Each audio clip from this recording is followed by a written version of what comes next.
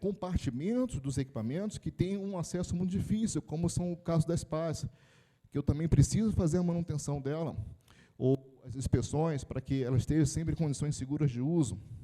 E também eu vou utilizar esse mesmo equipamento numa necessidade de movimentação vertical ou numa necessidade de emergência, fazer o abandono daquela máquina com grande desnível de altura muito rapidamente. Descendo uma escada marinheiro durante 100 metros, eu garanto que eu não consigo fazer em 1 minuto. Mas talvez num descessor desse eu consiga fazer em 1 minuto e meio. Às vezes, o local que eu preciso fazer o abandono, que talvez seja a única rota de fuga que eu tenho no equipamento como um aerogerador, é o local que exatamente eu tenho a emergência, que está bloqueado. Eu não consigo ter um acesso livre. E a única chance de fazer o abandono desse equipamento é a utilização desses descensores automáticos.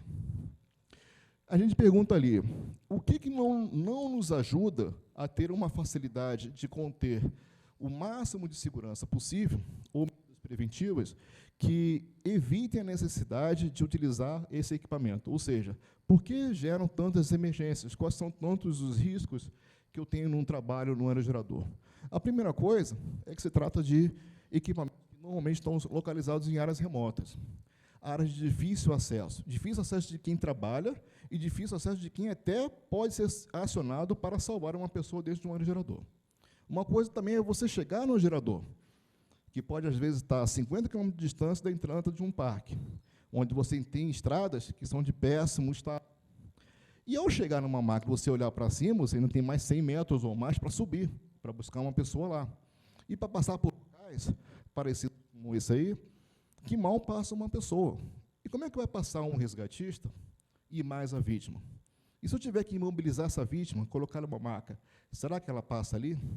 E se passar, qual é a melhor forma de passar sem agravar o estado de lesão dela? O outro grande risco, obviamente, é a altura, né? O próprio equipamento ele é verticalizado. Eu também tenho uma questão do isolamento do local de trabalho, do posto de trabalho.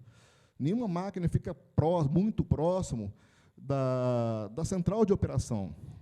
E as demais pessoas que poderiam me ajudar, às vezes, estão quilômetros de distância da máquina onde também estou fazendo essa operação. Então, praticamente, eu fico isolado do restante dos meus colegas de trabalho. É diferente de uma fábrica, é diferente de uma refinaria, é diferente de uma plataforma de petróleo, onde todos estão trabalhando basicamente próximos um do outro. Eu tenho reduzido o tamanho das equipes de trabalho. Normalmente são 2 ou, no máximo, 3 pessoas para executar um trabalho que, talvez, se surgir uma emergência ou um acidente com um colega de trabalho, os outros 2, ou aquele outro que não sofreu acidente, será o responsável por fazer a resposta da emergência, porque não vai ter nenhum tipo de serviço externo para ajudá-lo nesse salvamento. Eu também tenho as condições meteorológicas adversas, não falo do vento, porque o vento talvez seja a fonte da riqueza deles ali, mas raios, tempestades, chuva, ou calor, ou frio intenso, isso pode ser um agravante para você sofrer um mal súbito num local desse e necessitar ser resgatado. A configuração complexa, como o acesso ao hub, como o interior da própria pá, ou como passagem em locais estreitos, que pode ter, talvez, uma largura de, no máximo, 60 centímetros, também é um outro agravante para você também responder uma emergência e tirar uma pessoa do interior de um local desse. Os riscos dos próprios acidentes, como quedas de altura, os riscos de incêndio que você tem no próprio local, eletrocução, já que é um equipamento que gera energia elétrica, o aprisionamento em locais com espaços de reduções reduzidas, ou compartimentos do equipamento que também são caracterizados como espaços confinados, como é o caso da própria PAR, também são outros riscos que agregam também dificuldades numa resposta a uma emergência no trabalho em aerogeradores. Existem casos de pessoas que tiveram um esgotamento físico e necessitavam de um apoio de um colega para fazer a sua descida, a sua recuperação até o nível de solo, ou pessoas que passaram mal exatamente por diferença de temperatura. E obviamente, aqui no Brasil, isso é um risco muito grave, já que a maioria dos parques eólicos estão localizados em áreas na região Nordeste, onde, sabidamente, é um local de alta temperatura. E, fechando aqui, né, o tempo de resposta que você tem para executar esse resgate, que é muito curto, já que a pessoa está sempre em suspensão.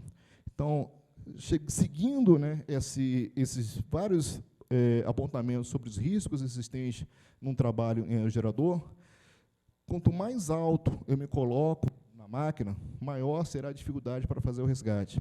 Quanto mais profundo me coloco em determinado compartimento da máquina, mais alto também será o risco de fazer o resgate, ou mais próximo eu estou numa situação de perigo que eu posso perder a vida daquela pessoa.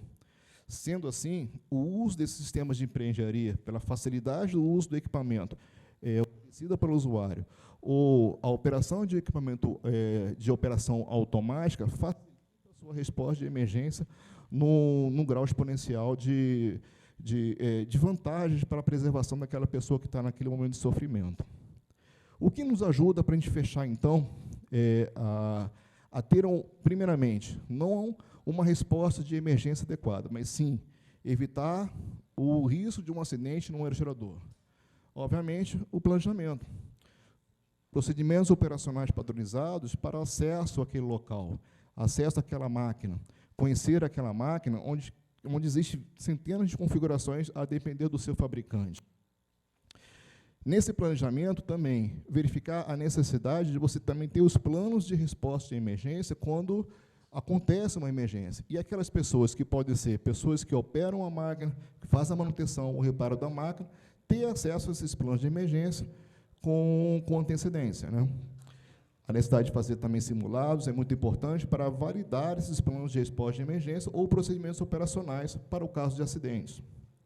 O segundo ponto seria o treinamento, a formação, a educação, a informação de como se colocar sempre numa situação segura, evitar o acidente ou saber responder a uma emergência caso ela aconteça.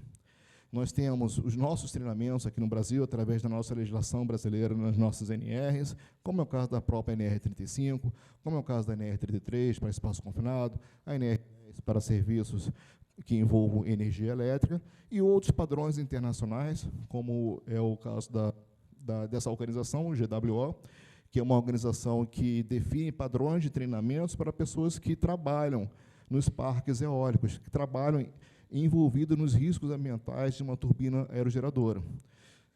É um padrão de treinamento muito interessante, porque ele não propõe ser uma alternativa à legislação regional de cada local onde se opera um parque eólico. Pelo contrário, ela é uma legislação que admite que sejam incorporados, e devem ser incorporados, elementos locais para que o treinamento seja padronizado a nível internacional.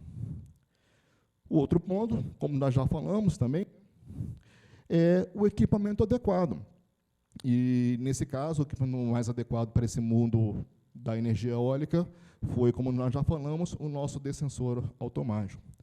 E, por último, é o que nós chamamos de atitude, aquela atitude proativa, aquela cultura prevencionista que deve ser adotada, já que, se eu conheço e tenho consciência do elevado grau de risco daqueles acidentes que eu tenho identificados no aerogerador, eu dependo muito dessa pessoa num local que é remoto.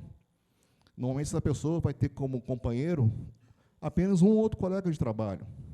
Ele não vai ter um supervisor ao lado dele. Ele não vai ter uma brigada de emergência ao lado dele. Ele não vai ter um profissional qualificado de segurança do lado dele.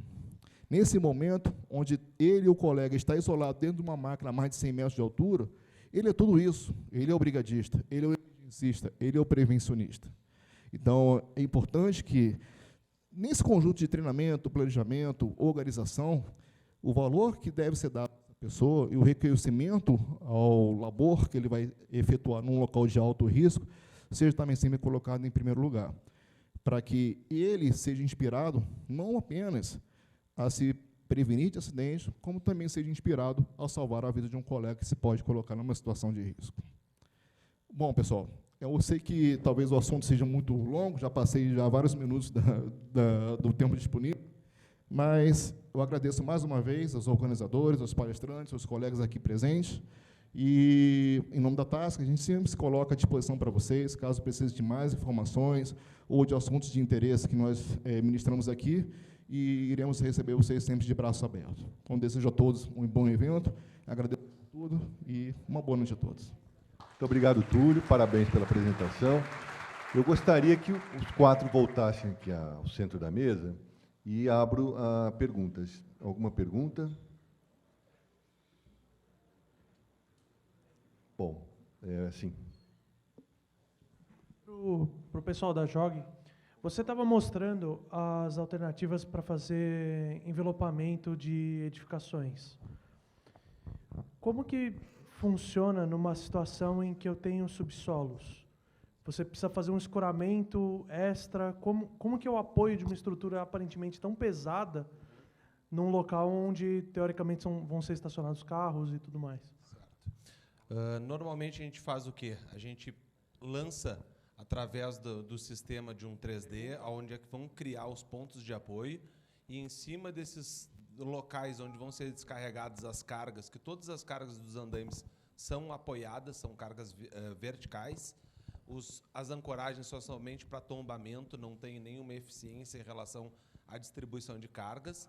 A gente elabora um projeto com as cargas em relação a cada base e quanto ela tem naquele ponto e verifica qual é a necessidade de um reescoramento ou de algum reforço ou de alguma transição. Normalmente, os pontos não têm, mesmo que sejam cargas expressivas, vamos dizer assim, que tu olha, parece que são estruturas realmente pesadas, mas normalmente quando são cargas de estacionamento, lajes de estacionamento de 10, 12 centímetros, elas passam tranquilamente. A gente sempre cuida em pontos de apoio em relação a áreas em balanço, como sacadas, alguns pontos que são somente jardins, mas são algumas questões específicas. Mas, para fazer isso, a gente faz uma análise com o pessoal da engenharia, verificando quais são os pontos a serem descarregados, essas cargas verticais, e, junto com o pessoal que são os projetistas, a gente verifica qual é a melhor solução para resolver esse problema. Se antecipadamente a gente, em alguma possibilidade, faz o reforço na determinada área, ou muitas vezes até usa algum artifício de distribuir essas cargas pontuais através de estruturas que consigam distribuir melhor a área de atuação dessas cargas. Mas normalmente não é nenhum problema. Alô? Alô? Tem que falar mais próximo aqui, que está aí, assim, para psicólogo ali. Sobre o psicossocial. Como é que vocês estão vendo essa questão aí? Tu falou aí que a depressão vai ser a doença do futuro, né?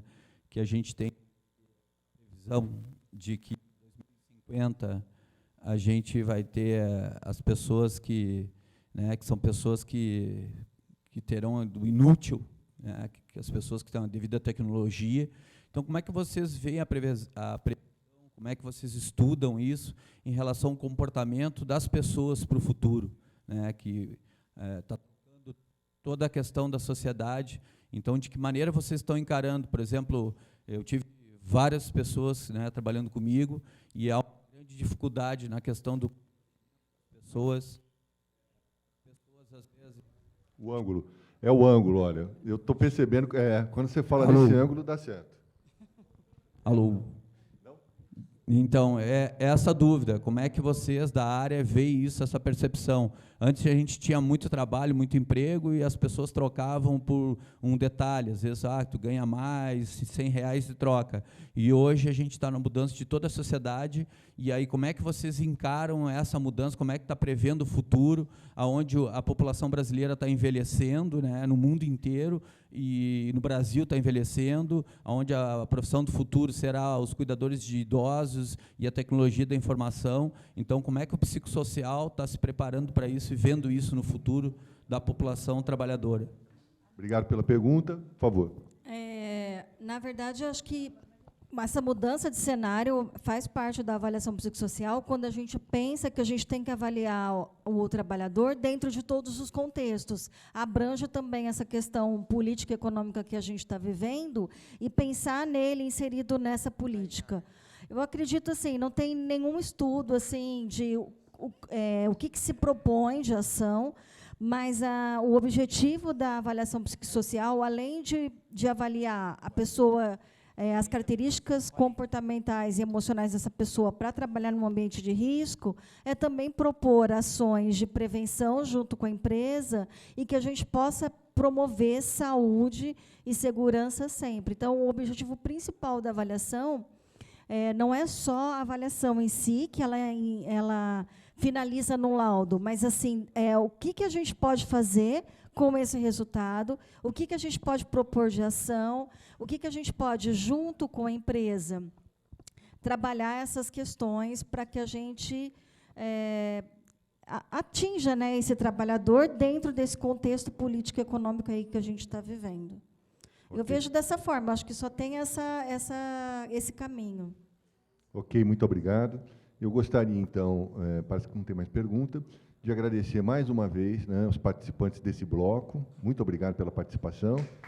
E convidá-los para assistir à próxima apresentação e última do dia, né, que é uma apresentação desafiante, onde nós vamos ter oportunidade de ouvir o nosso amigo, né, querido, coordenador da discussão da reforma das normas regulamentadoras, falando para onde caminham as NRs. A pergunta, para onde caminham as NRs?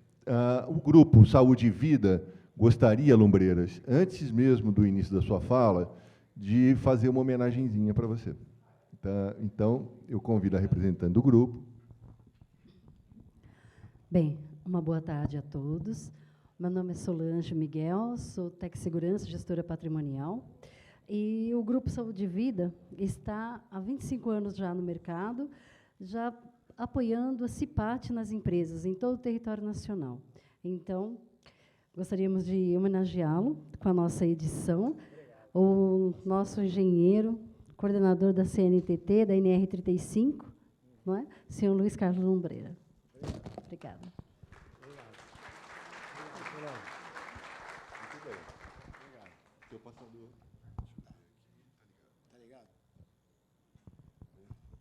Obrigado, Solange. Obrigado, Juarez. Obrigado a todos e muito obrigado pelo convite. Juarez, você falou que era palestra magma. Né? Não é magna, não, é magma. Porque pelo que o Biso já falou aqui, né? E pelo que está atacando fogo na palestra, eu acho que de magna não tem nada, tem de magma, de um monte de...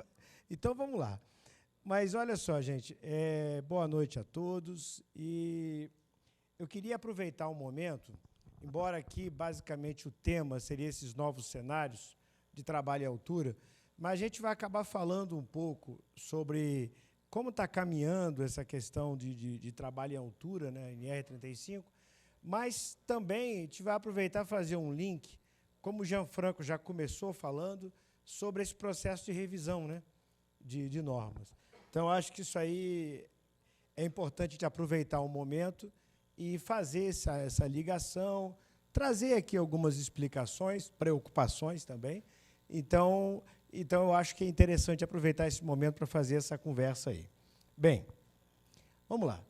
Basicamente, os antecedentes, até o Biso chegou a comentar aqui um pouco, e, Biso, eu iria até um pouco atrás. Na verdade, esse trabalho que acabou levando a NR35, que acabou levando a essa estrutura normativa que nós temos hoje, que não é só a NR35, ele começou lá em 2007, mais ou menos. Tá? Então, nesse período, os antecedentes que nós temos aí, o que nós tínhamos naquele momento, no que diz respeito à regulação? Tem regulação, que seria um gênero, e a regulamentação, que seria a espécie, né, que o Biso gosta de falar, né, que é o regulamento, que é aquilo que é obrigatório. Quer dizer, na regulação, você entra as normas técnicas também, que não são obrigatórias. E na regulamentação, você entra os regulamentos, aquilo que é obrigatório, aquilo que é compulsório. Então, o que nós tínhamos naquele momento? Nós tínhamos diversos problemas. Problemas, por exemplo, como regulamentos esparsos nas normas, quer dizer, a parte de trabalho em altura estava prevista em algumas normas setoriais, como a NR22, a NR18, estava espalhado.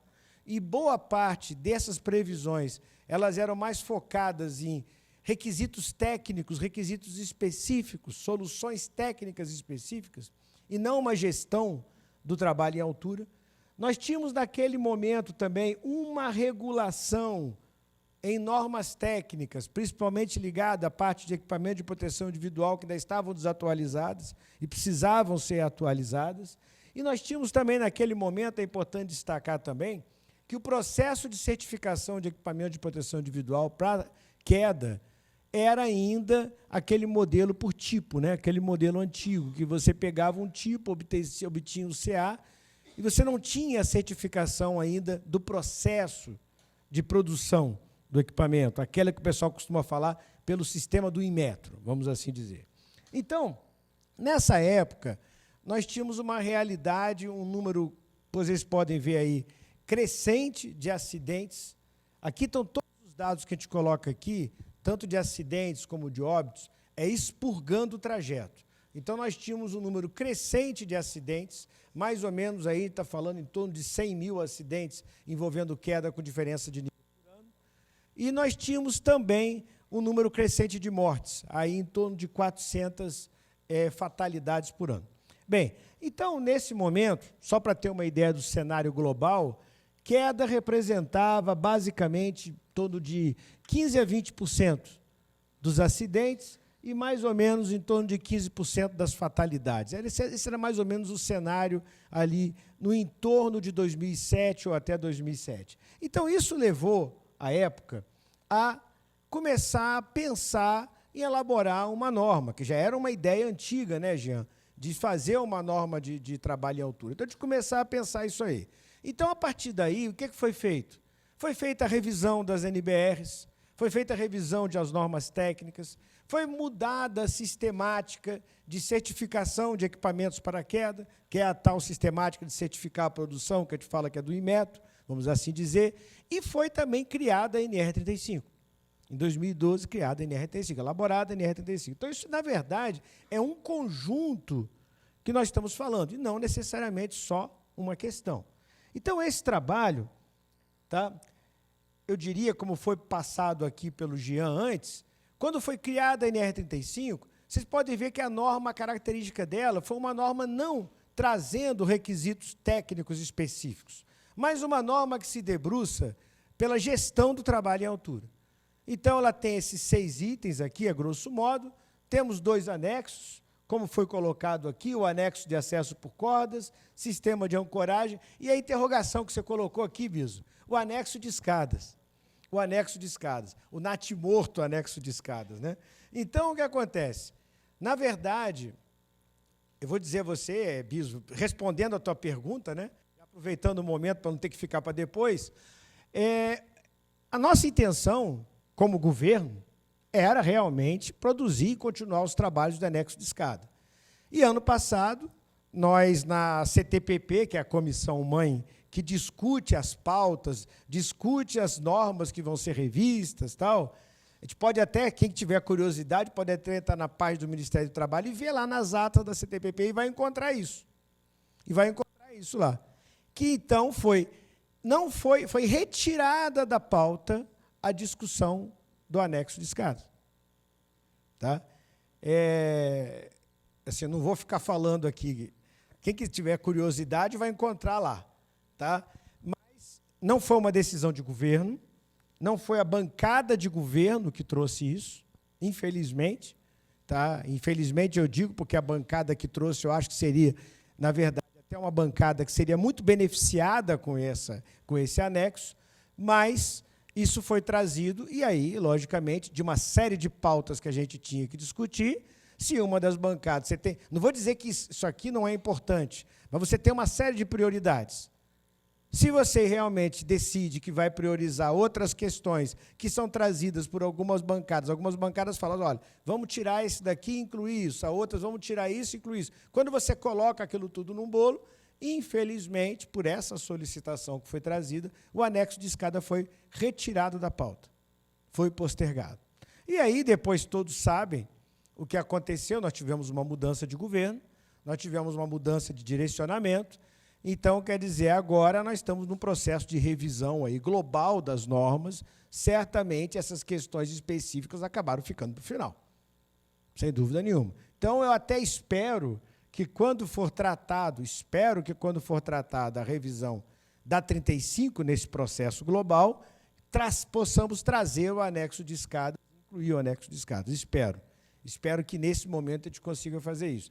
Mas não foi por vontade de governo, não foi por esse motivo. Mas quem tiver curiosidade pode achar nome e CPF lá nas atas da CTPP. Bem, mas vamos lá. Aqui, o seguinte, a norma de trabalho à altura, NR35, que foi trazida com essa estrutura, eu quero chamar a atenção aqui, eu sei que vocês estão mais carecas que eu de saber isso, ela se aplica a todas as atividades e eu preciso aqui de 2 elementos. Eu preciso da diferença de nível de 2 metros e do risco de queda. Tá? Então, basicamente, esse é o que traz a aplicabilidade da NR35. E é importante chamar a atenção que, mesmo trazendo essa limitação, que seria uma limitação de você ter a diferença de nível de 2 metros, não significa dizer que nada precisa ser feito. Nós precisamos ver as normas regulamentadoras como um sistema. Mas você não precisa aplicar. Você gerou o risco. Existe o risco. A diferença é menor que 2 metros. Você precisa fazer o gerenciamento desse risco. Você precisa controlar as medidas. Porém, você não precisa utilizar a NR35 como referência. Você não é obrigado a seguir a NR35. Porém, você vai precisar fazer o controle, utilizando outra metodologia, ou mesmo pode até empregar a própria 35, mas você não é obrigado. Ela não se torna obrigatória, vinculante, para a diferença de nível inferior a 2 metros, onde haja o risco de queda. Obrigado. Bem, e aqui é onde eu quero começar a tecer alguns comentários. Primeiro, é que essa norma, ela é uma norma que tem uma natureza, ela tem uma característica. Ela é uma norma especial, e onde eu quero também explicar um pouco sobre isso. E como norma especial, ela é complementada pelas outras normas regulamentadoras. E a NR35, ela trouxe um outro dispositivo importante, que diz que as normas técnicas também complementam a NR35 nas suas lacunas. Ou seja, poucas normas têm essa característica. É uma característica da 10 e uma característica da 35. Porque a norma técnica, ela não é compulsória. A norma técnica, ela não é obrigatória. Mas, no caso de ela ser citada por um regulamento, como é o caso da NR35, ela passa a ser obrigatória. Então, por força do regulamento, as normas técnicas nacionais de trabalho aplicáveis ao trabalho em altura, elas são obrigatórias por força da NR35. E aí, chama o que o Bispo citou aqui, do europeu, a europeia e a americana, né, Bispo? Chegou a comentar isso, chama aqui também a NR35 as normas internacionais, mas não são nem europeias nem americanas. Normas internacionais são as normas ISO. Tanto as europeias quanto as americanas, elas são normas estrangeiras. As europeias são regionais, então elas não são normas internacionais. Então, no caso da lógica de interpretação e de entendimento de trabalho em altura, nós vamos olhar a NR35, vamos complementar a NR35 com como fazer com as normas técnicas nacionais, e na ausência dessas normas técnicas nacionais, nós vamos buscar as normas ISO, ou as normas IEC, quando estiver falando da parte de eletricidade. E aí, falando de norma especial, isso eu quero chamar a atenção de uma coisa que muitas pessoas da área da prevenção, dessa área de segurança e saúde, ainda não tomaram conhecimento, mas eu acho que é uma portaria essencialíssima para a nossa atividade, que é a 787. A portaria 787, que foi publicada em novembro do ano passado, ela traz regras de elaboração, de estruturação, de aplicação, de interpretação das normas regulamentadoras. Então, sem essa portaria, fica difícil até mesmo a gente entender a estrutura normativa. Eu vou dizer a vocês, isso aí deveria ter sido publicado lá no nascedouro das NRs, mas foi publicado ano passado. Tá? Então, o que acontece?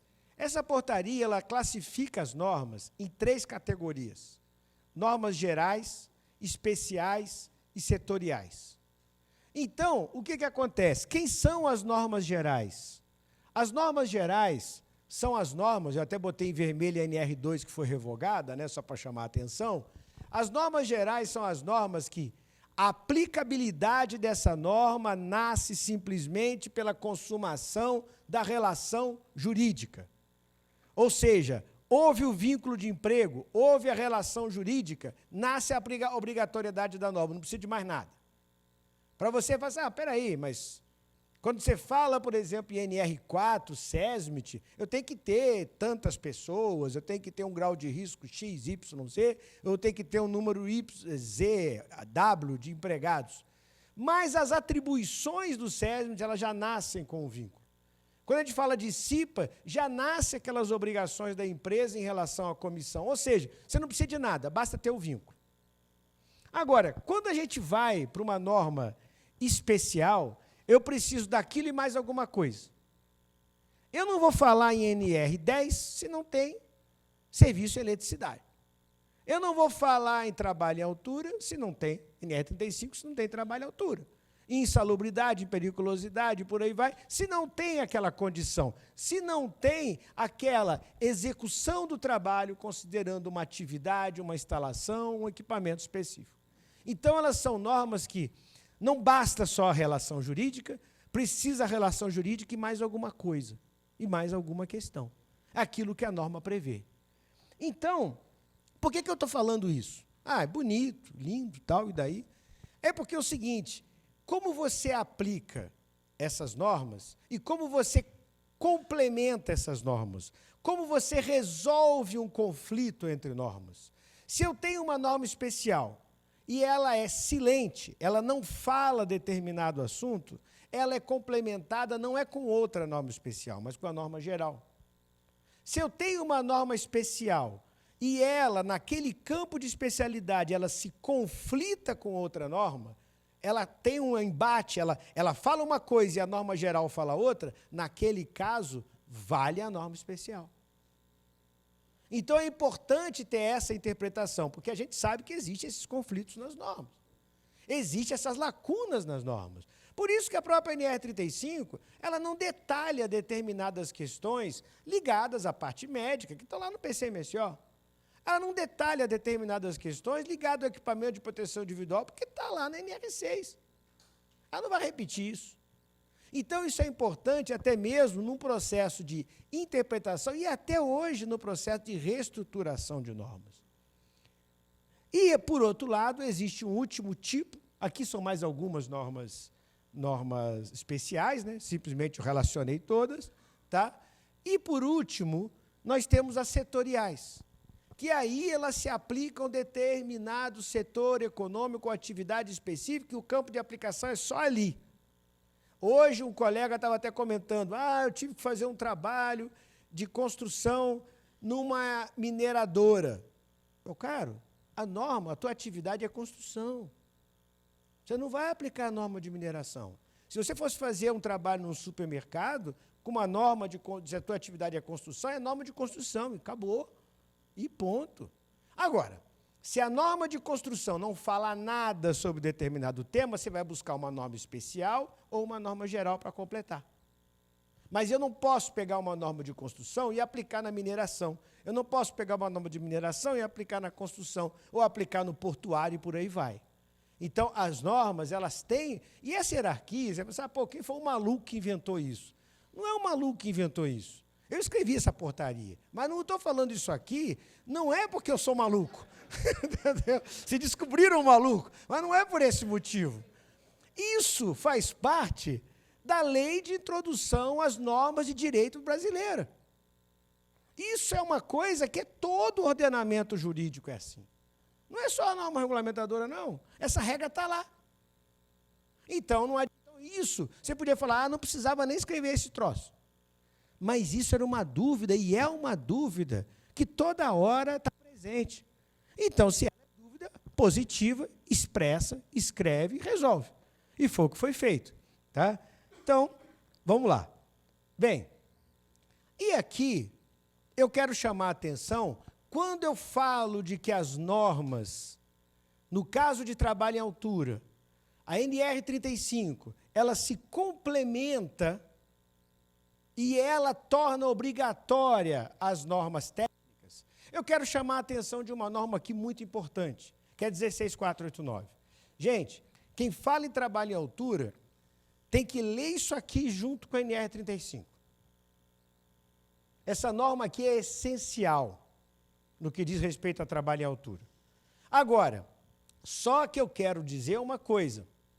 Não é porque eu torno a norma obrigatória que eu mudo a natureza da norma. Se essa norma aqui é um guia, ela vai continuar sendo guia. Se ela é um guia, que orientativo, que vai te orientar, eu não posso chegar amanhã e obrigar. Ela vai ser orientação, concordo. Continua sendo guia. E ela é um guia aplicável. Como essa daqui é um guia, ela continua sendo guia. Isso não muda a natureza da norma. Está me entendendo? Então, ela é chamada como guia. Entendeu? Isso é fundamental. E aqui, por que eu quero chamar a atenção? Se vocês olharem, eu peguei um pedaço aqui do índice da norma, tá? Todos aqueles pontos que a gente fala de resgate, que foram tratados aqui, pontos que falam sobre seleção e uso de equipamento, está tudo previsto lá, gente. De uma forma sistematizada, de uma forma, o Amazonas, que está aqui, né, que foi o coordenador da 16489, tá? Esse é um trabalho maravilhoso que está lá. E essa norma traz também nos seus anexos fichas, listas de verificação, exemplos, orientações de como a gente fazer, calcular a zona livre de queda, todos aqueles conceitos. Lista de verificação, sugestão para fazer inspeção de equipamentos de proteção. Então, quer dizer, isso aqui, gente, tem que ser visto junto com a NR35. Então, quer dizer, na verdade, quando eu falo aqui então, desses regulamentos e dessa regulação, a gente tem que pensar nisso tudo. A gente tem que pensar lá na 35, a gente tem que pensar na 16489, tem que pensar nas normas que foram revistas, tem que pensar na sistemática de certificação de EPI e por aí vai. Bem, e aí, qual foi o resultado que nós tivemos nesse período? Não vai acabar a palestra, não. Depois eu vou encher o saco de vocês com outras coisas, mas eu vou fechar um pedaço. Se lembra que a gente tinha lá atrás 100 mil acidentes por ano com queda? Nós tínhamos 400 mortes. Nesses 10 anos, a gente melhorou. Claro que eu não vou dizer a você que nós não podemos estar aqui comemorando nada, que ninguém vai comemorar acidente. Mas, hoje nós estamos falando aí de 160, infelizmente, em 2018 nós aumentamos, passamos de 160 para 198 ou 94, se eu não me engano. 194, passamos de 161 para 194. Tivemos um aumento em 2018. Mas, quando nós olhamos nesse período de 10 anos, nós tivemos uma redução significativa. Para ter ideia, se a gente analisar, falar número absoluto, em 2007, qual era a população que você tinha economicamente ativa, qual era o número de vínculos, qual é o número de vínculos de 2018, 2017, sei lá. Então, quando você compara isso, foi aquilo que o Biso comentou, isso também é gratificante, a gente ver isso.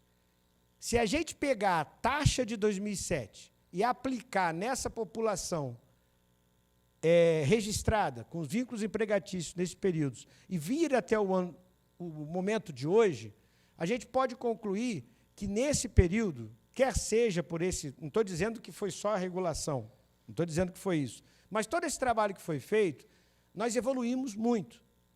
Pôde-se evitar a morte de 3.520 pessoas, o que dá mais ou menos uma pessoa por dia. Vocês já pensaram o que é isso?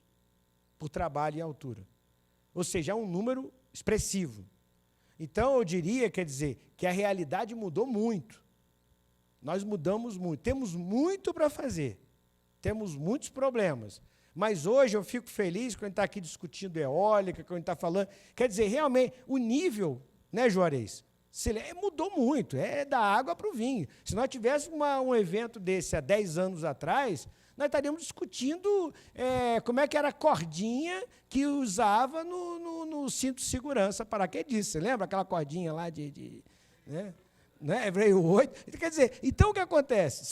Mudou, nós mudamos, mas temos muito a fazer. E falando em ter muito a fazer, a gente chega nisso daqui. o processo de reestruturação. Aí eu falei que, quer dizer, eu não estou dizendo que tudo são flores, não. Tá? Eu estou dizendo o seguinte, se caminhou, estamos caminhando, mas hoje, todos estão ouvindo aí, vamos mudar as normas, reestruturar as normas, alterar as normas. Eu vou dizer a vocês, isso já era uma intenção nossa há algum tempo, não nego. Já era a intenção de fazer essa alteração, de fazer a modificação, de mexer nessa estrutura. Por quê? Como é que nós temos, como é que está a nossa estrutura normativa?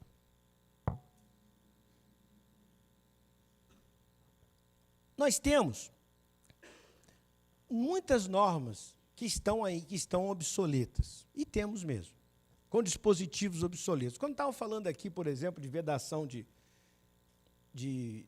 periferia, vedação de fachada, né? Se você parar para ver hoje, o que a 18 fala é bandeja, e ponto.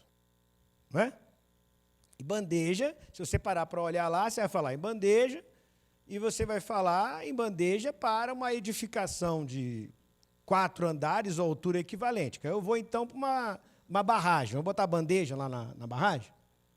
Então, quer dizer, existem coisas que estão obsoletas, que precisam ser revistas. Existe também uma falta de harmonia. Muitas vezes a norma regulamentadora fica parecendo mais uma norma técnica do que norma regulamentadora. Existe a falta de harmonia.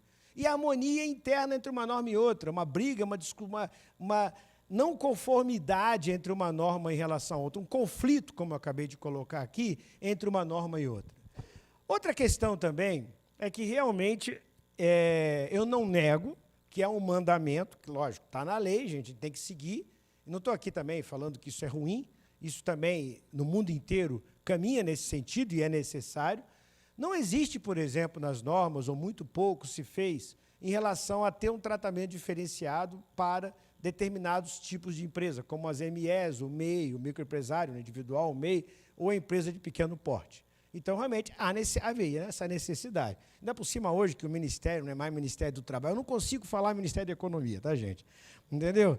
Eu não consigo, vocês me desculpem, eu tenho que ficar pensando 3 vezes, eu falo, sou da CIT, entendeu? Porque eu não consigo me enquadrar em Ministério da Economia, não. Bem, mas, ainda mais estando nesse ministério, a gente tem que levar em consideração isso, é essencial. E acho até lógico também. E, por outro lado, uma outra questão, os princípios que estão norteando esse processo, que realmente são princípios muito ligados à economia, mas também eu diria que são interessantes, é a simplificação, a harmonização e a desburocratização. Então, até aí, para mim, tudo bem, desde que não haja prejuízo para a segurança e saúde. Então, vamos lá. Bem, você já deve ter visto esses calendários, eu até inverti, vocês vão reparar, poxa, por que não corrigiu aqui? Eu botei de propósito, se vocês olharem, essas reuniões aqui, ó, reuniões que vão tratar NR 4 e 5, ó, mês 12, pô, você botou ela antes do mês 11, porque isso aqui, o calendário, isso aqui era em outubro, aqui era em novembro, aqui em dezembro. Eu botei de propósito para poder mostrar que isso houve uma revisão, houve uma mudança nesse calendário. Então, repare que é um calendário muito audacioso. Esse é o calendário para esse ano, tem a previsão para o ano que vem. Então, esse calendário ele é muito audacioso, que a gente está falando em novembro, está discutindo, aí, está na CTPP, a 7, 9 e 17, né, principalmente, que também tem outras. Semana que vem nós temos reunião da CTPP, que aí a discussão da semana que vem vai estar sobre a 20 e sobre o anexo de calor. E, em dezembro, 2 reuniões da CTPP.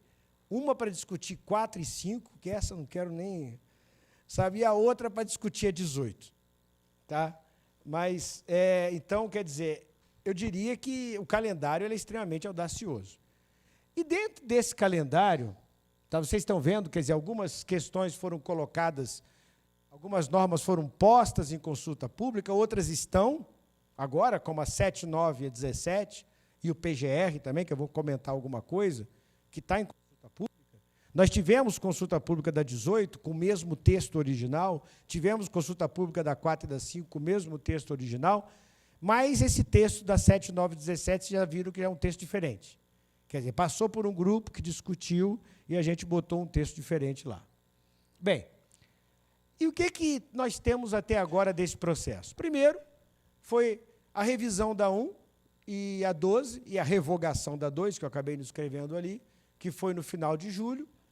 Nós tivemos também a 3 e a 24, que eram para ter sido publicadas anteontem, tá? Mas eu diria que elas estão para ser publicadas esse mês. Então, esse mês, a gente deve sair a nova NR3 e a NR24. E a consulta pública, como foi realizada, como eu já citei, a 4, 5 e a 18, e agora nós estamos em consulta pública, essa do PGR 7 a 9. Bem, o que nós temos em relação a isso? Eu vou dizer a vocês, gente, a minha percepção, e eu vou ser muito franco mesmo, não tem que ficar aqui. Eu não sou funcionário de governo, sou funcionário do Estado. Então, quer dizer, não é que é governo A, B, C ou D. A gente, eu, Juarez, Gianfranco, nós somos funcionários do Estado brasileiro. Então, quer dizer, para a gente, não estou aqui defendendo ninguém, não. Mas o que eu digo a vocês é o seguinte, nos preocupa muito, realmente, é lógico, porque quando você está inserido dentro de um ministério, que não é um ministério social como o Ministério do Trabalho, que é um ministério que tem uma lógica econômica, a gente sabe que as forças e a pressão econômica é muito grande. Não é lógico, está no Ministério da Economia. Tá? Então, nós estamos fazendo um trabalho, um esforço muito grande, no sentido de tentar preservar, de tentar manter, de tentar você ter um trabalho técnico, coerente. E, até agora, eu não posso dizer a vocês, tudo bem, gente, a gente pode aqui discordar de uma coisa, de outra. Até agora, eu não posso dizer que nós tivemos uma piora. Eu até diria que nós tivemos normas melhores, até agora. Não estou dizendo a você que isso aqui é tudo um paraíso e que o futuro é maravilhoso, de jeito nenhum. Eu estou dizendo que nós estamos trabalhando em cima disso, dentro das nossas condições, dentro da nossa esfera de fazer um produto técnico. Agora, logicamente, tem decisões que transcendem o nosso trabalho, não é verdade? Até agora, nós conseguimos fazer prevalecer e foram acatadas as nossas sugestões, e eu vou dizer a vocês que eu acho que nós tivemos, para mim, eu achei o resultado, eu reputo, bom. Então, vou falar rapidamente o que nós tivemos na NR1, porque muita gente, às vezes, ouve, eu quero chamar a atenção aqui também, porque da NR1 ela influencia a 35. Então, quer dizer, por isso é que é importante a gente chamar a atenção desses aspectos, porque isso influencia. O Gianfranco já levantou algumas coisas aqui. Mas, primeiro, qual foi a lógica que nós seguimos na NR1? Primeiramente, atualizar conceitos.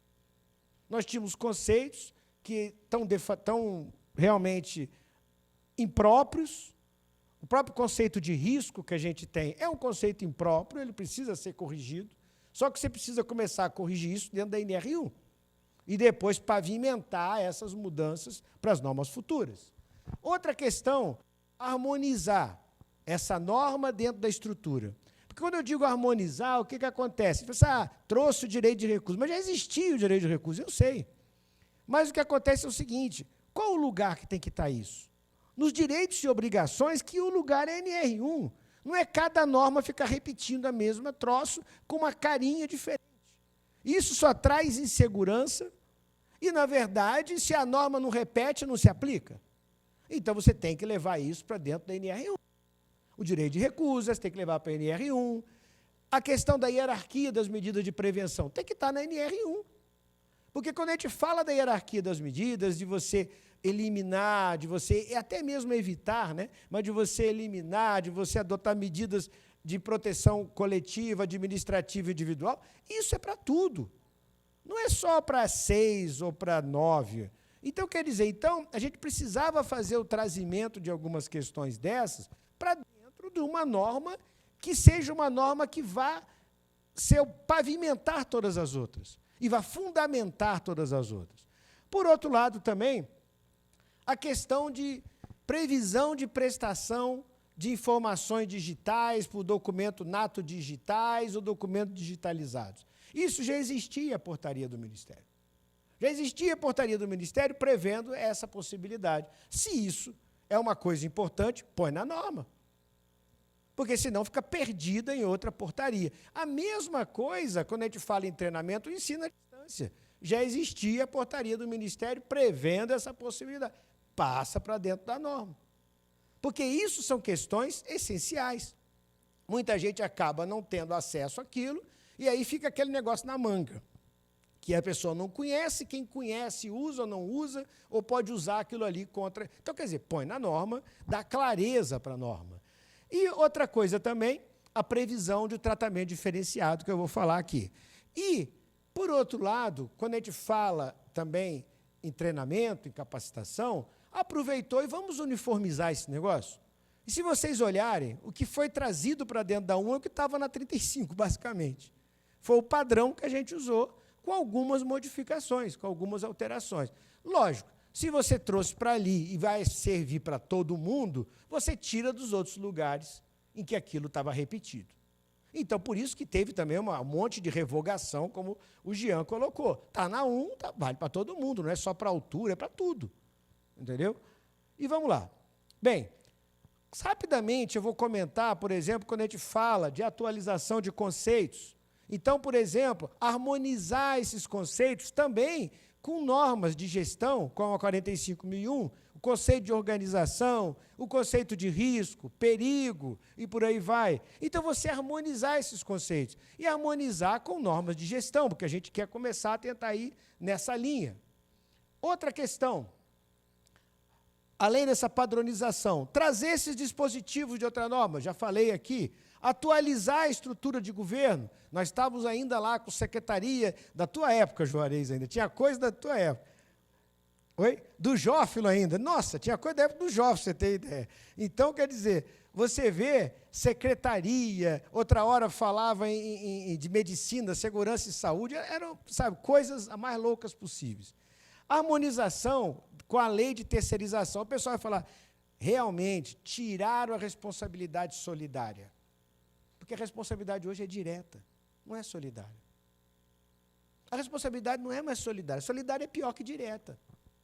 Se eu escrever na norma que é solidária, primeiro, eu estou piorando. Segundo, eu estou sendo contra a lei. Então, por que diz a norma, por exemplo, aqui? Quer ver? É o direito de recusa, tá, gente? Só transcrevi aqui o direito de recusa como está na NR1, tá? Que, basicamente, está ipsilitris o que está na Convenção 155 da OIT, que foi quem trouxe o direito de recusa para dentro do ordenamento jurídico. Então, quer dizer, não é nada a mais. Mas a lei de terceirização, está aqui, ó. A lei de terceirização ela fala sobre a empresa prestadora e ela fala também sobre a empresa de trabalho temporário. Nos dois casos, ela coloca a responsabilidade direta da contratante. Eu não tenho que escrever isso lá. Se eu falar que é solidária, eu estou falando muito pior do que isso. Não é solidária, não, é direta. Então, por isso, é que isso foi tirado. Então, até aqui, eu vou dizer a vocês, para mim, até aqui, não houve prejuízo. Se você me perguntar, não houve prejuízo nesse aspecto. Até aqui. Vamos ver o futuro, né? Agora, o que acontece? O direito à informação. Isso foi mais detalhado dentro da norma. A informação, por exemplo, os trabalhadores, a informação dos riscos, isso aqui já estava basicamente lá, mas como você pode transmitir essa informação? E outra coisa também muito importante, ordem de serviço. A gente acabou botando uma definição. Primeira coisa, se eu perguntasse às pessoas aqui o que era a ordem de serviço, poucos responderiam o que era a ordem de serviço. Nem eu sabia o que era a ordem de serviço. Então, o que a gente pegou? A gente procurou depois trazer esse conceito, mas dizer que isso pode estar contemplado no procedimento operacional da empresa, gente. Porra. Ninguém hoje chega... Você conhece alguma empresa que chega e fala o seguinte, você é o torneiro, você vai hoje fazer o teu trabalho aqui, toma um monte de ordem de serviço. Não, você recebe, você tem um procedimento de trabalho, você segue o procedimento de trabalho. Então, o que acontece? Então, a gente precisava atualizar esses conceitos. E essas informações sobre segurança e saúde, elas podem ser transmitidas no treinamento, pode ser transmitida na famigerada ordem de serviço, nos procedimentos operacionais, no diálogo diário de segurança. Ou seja, tem uma série de formas que você pode transmitir. E não você criar uma burocracia de ter necessariamente sempre um documento. E pode ser transmitido por um formato eletrônico, por que não? Quase tudo hoje é transmitido no formato eletrônico. Então, Isso eu concordo, vou dizer a vocês, eu não discordo disso aqui, não. Tá? Aqui a hierarquia, que todo mundo já conhece, simplesmente foi trazido para dentro da NR1, né? Só que com uma terminologia adequada, vamos assim dizer. Tá? Bem, e a questão dos treinamentos? Os treinamentos, a gente primeiro precisava, quando ele está criando um critério aqui que envolve todas as normas, a gente precisava prever todas as situações que a gente tem na norma. Então, por exemplo, o treinamento, ele não é que ele vai envolver, mas ele pode envolver estágio, pode envolver orientação e serviço, pode envolver exercício simulado, como está previsto em outras normas. Então, quer dizer, isso te dá abertura. Eu sei, eu tenho treinamento teórico e prático, mas ele pode também envolver essas questões. Bem, e aqui, o que acontece? Esses treinamentos, como eu estou falando aqui, responsabilidade direta, ele vai ser diferenciado, obviamente, em razão do tipo de trabalhador que eu tenho, do próprio, a informação que eu vou tratar, pode ser que eu tenha que fazer com visitantes. Então, o que acontece? Então, essa questão tem que ser abordada pela empresa. Bem, aqui, treinamento. Esse item aqui, simplesmente, ele procurou sistematizar o conteúdo de treinamento. Porque tinha norma que estabelecia uma coisa, tinha norma que não estabelecia nada. Tinha norma que tinha uma diferença mínima. Ah, você tem que ter... Então, você padroniza. Os treinamentos, certificados, as informações, você coloca de uma forma igual. E você, ao mesmo tempo, coloca a mesma terminologia, a mesma sistemática de ter um treinamento inicial, um treinamento periódico, ter um treinamento eventual. Ou seja, você, a partir daí, aplica isso a todas as normas regulamentadoras. E aí, o que acontece? Esse eventual, igual está lá na 35, uma diferença. Aí foi uma coisa que a gente brigou, mas não tinha justificativa técnica e ficou 180 dias. Se vê, está vermelho aí.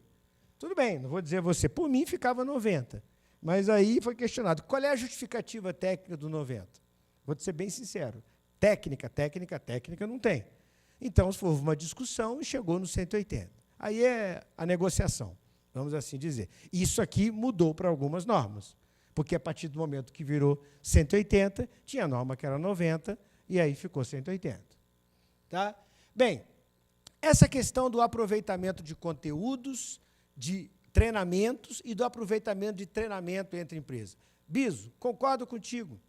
Isso pode dar problema, mas que nem você falou, responsabilidade. Não foi o que você falou aqui? Né? Responsabilidades. Quem é o responsável que vai assinar o certificado? Tem que, gente, não dá para a gente querer, não dá para a gente ficar sempre aqui achando que é a norma que vai trazer a nossa responsabilidade técnica. A técnica é de quem está assinando aquilo ali. Então, essa pessoa, se vai fazer o aproveitamento, ele vai se responsabilizar por isso. E tem que se responsabilizar.